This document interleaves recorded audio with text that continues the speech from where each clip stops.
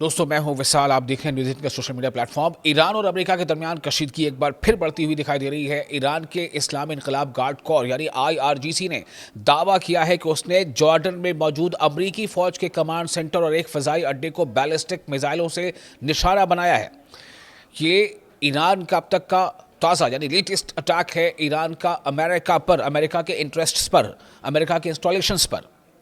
और ये हमला फिर से एक बार बैलिस्टिक मिसाइल से किया गया है जॉर्डन में जहां अमेरिकी अड्डे हैं वहां पर ईरान ने ताज़ा हमले किए हैं।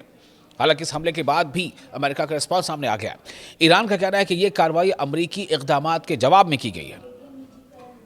आइए आपको बताते हैं कि इस हमले और इसके मुमकिन असरात के बारे में।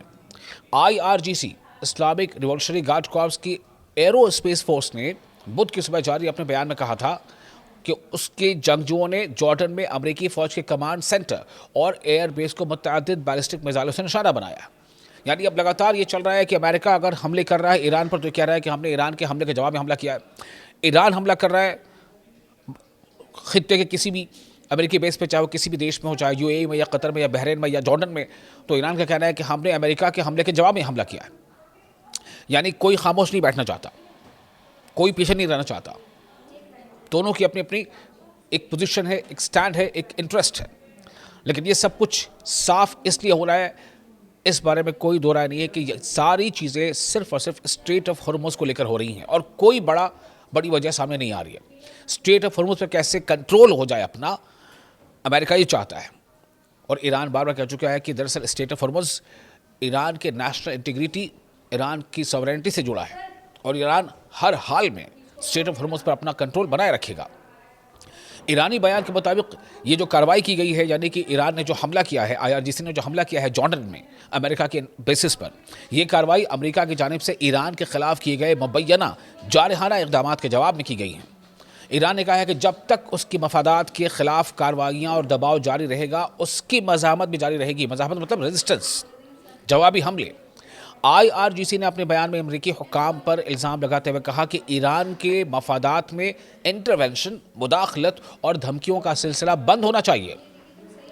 ईरान का मौक़िफ़ है कि 7 अप्रैल के बाद से अमेरिका ने कई बार ईरानी हुदूद और मफादात की खिलाफ वर्जी की है।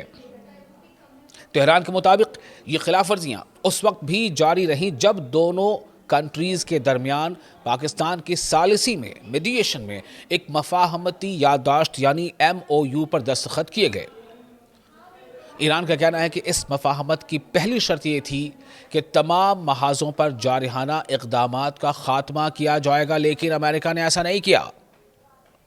ईरान ने यह भी दावा किया है कि उसने स्ट्रेट ऑफ हॉर्मुज़ में महफूज और जो कानूनी है, महफूज यानी सेफ और लीगल बहरी रास्ता मुकर्रर किया था ताकि जहाज़ों की आमद व रफ्त, जहाज़ों का आना जाना बग़ैर किसी मसले के जारी रह सके।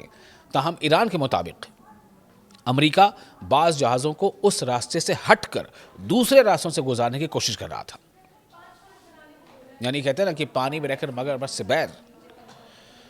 बहरहाल जिसे तेहरान यानी दूसरा रास्ता अमेरिका जो है वो कोशिश कर रहा था बनाने की, उसे तेहरान ने गैर कानूनी करार देता है और दिया था। ईरान का कहना है कि उसकी मुसल्लह अफवाज ने हर ऐसी कार्रवाई का जवाब दिया है जिसे वो अपनी खुद मुख्तारी, सॉवरेनिटी या मफादात के खिलाफ समझता है।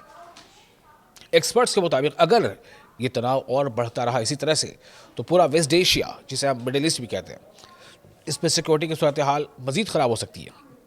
इसके असरात आलमी तेल मंडियों, बहरी तिजारत और ख़ित्ते के इस्तेहकाम पर भी पड़ सकते हैं। स्ट्रेट ऑफ हॉर्मुज़ दुनिया की अहम तरीन बहरी गुजरगाहों में से एक है जहाँ से आलमी तेल की बड़ी मकदार गुजरती है। किसी भी किस्म की कशीदगी न सिर्फ खित्ते बल्कि आलमी मईशत के लिए भी तशवीश का बाइस बन सकती है। फ़िलहाल अमेरिका की जानिब से इस दावे पर बाज़ाब्ता रद्द-ए-अमल सामने नहीं आया है कि वो चाहता क्या है, करना क्या चाहता है। लेकिन ये कुछ रिपोर्ट्स ऐसे ज़रूर आई हैं कि अमेरिका यानी सेंटकॉम ने ईरान पर हमले किए हैं। अब सवाल ये पैदा होता है कि ये हमला जवाबी हमला, हमला जवाबी हमला, क्या यही चलता रहेगा? क्या ये अब एक इख्तिताम तक नहीं पहुंच सकता, या क्या ये इसी तरह से एक लंबी जंग चलती रहेगी जैसे रूस और यूक्रेन की जंग चल रही है? बहुत अहम सवाल है। आप देख रहे न्यूज़ 18 का सोशल मीडिया प्लेटफॉर्म।